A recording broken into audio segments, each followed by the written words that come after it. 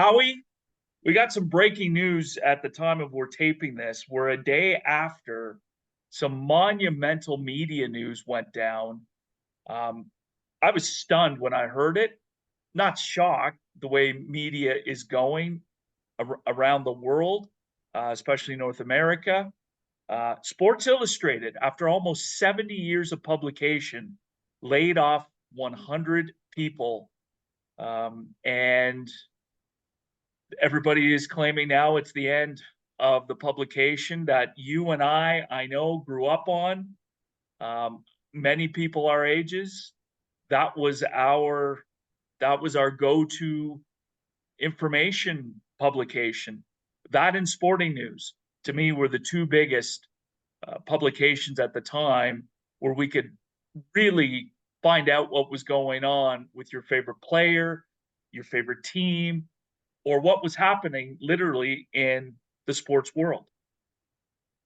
Henry Luce is the founder of Sports Illustrated magazine, and I'm sure right now, wherever he is, he's spinning in his grave. For you, for me, for so many of us in our age group, this is the sporting publication of record.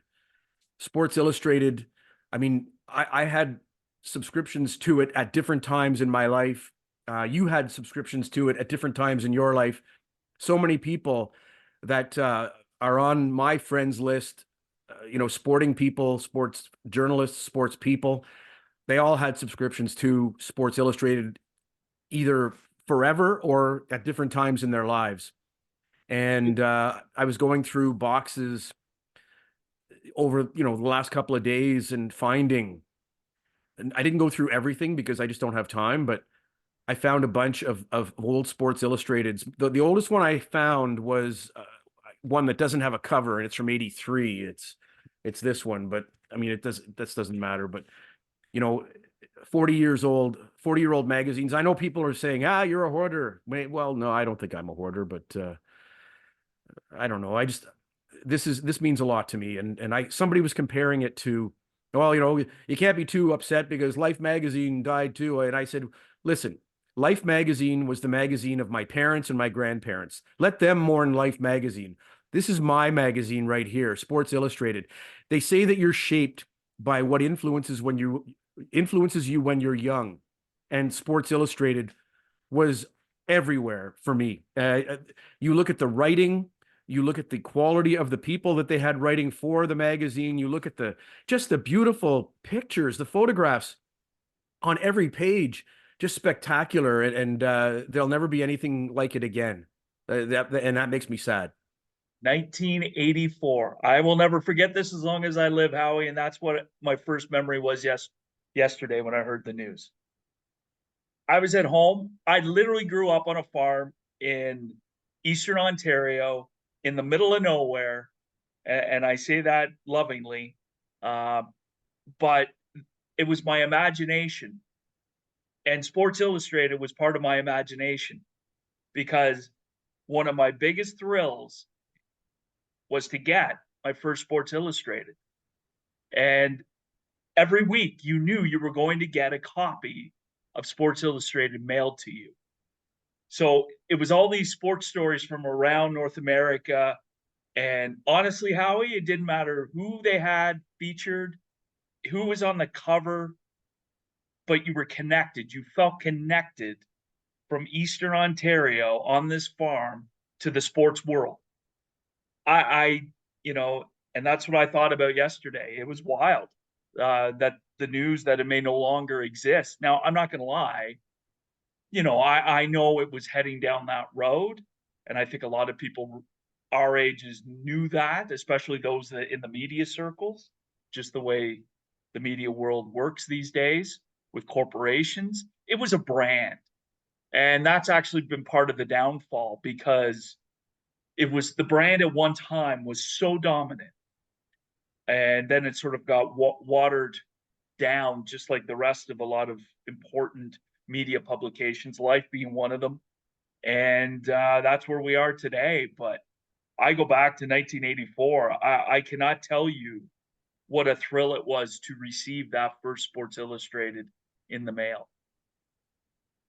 That's your earliest memory of Sports Illustrated? Yeah, I'm it's curious. Yeah. 1984. Yeah. For me, the earliest memory I have of Sports Illustrated was at my grandparents' house, and my grandfather had a copy of it, and it was the week that uh, was it Tony Canigliaro or was it Billy Canigliaro that got hit in the head and his Tony. career ended? Tony. And it was that issue. And I don't know what year that was, what week that was. I know it was the summer of in the 60s, I believe. But that's my earliest memory. And I remember going to the barber shop and there would be Sports Illustrated magazines while we waited for our customary buzz cut from whatever the guy's name was, who cut our hair. But my parents gave us $1 and said, "Go get your hair cut," and you know how it should be.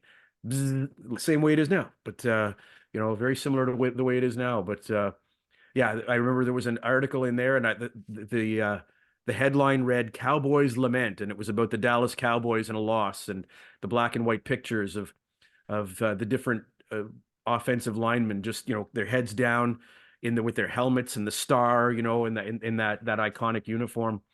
But Sports Illustrated is always going to have that resonance with me.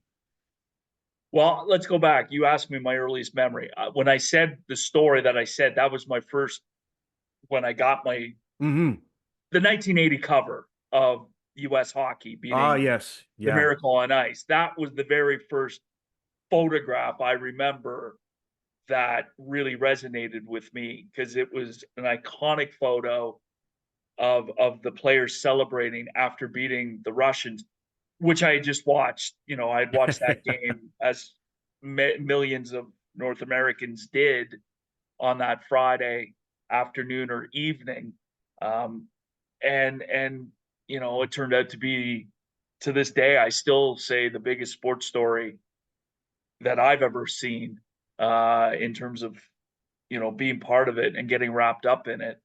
But the SI photograph, and that's what made SI so incredible. Not only was it the storytelling and the features, and it was the photographs. The photographs, like there are books out there that you can purchase to this day or go to the library and find of just the iconic photography, and the stories behind those pictures Mm-hmm. are incredible. Like it's